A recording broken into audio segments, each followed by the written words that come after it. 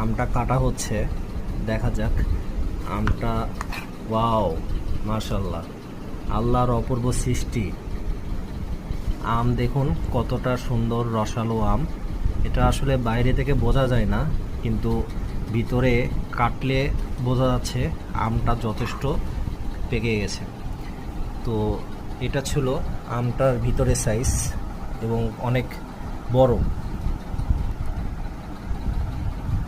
একটা আম মনে হয় রেখে কয়েকদিন খাওয়া যাবে।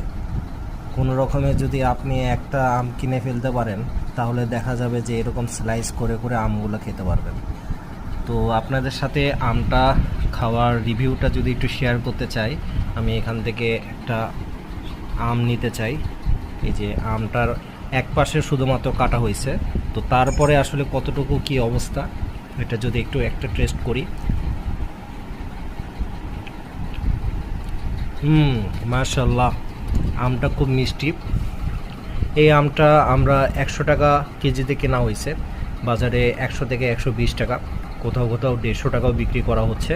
তো আপনারা এই আমটা টেস্ট করতে পারেন।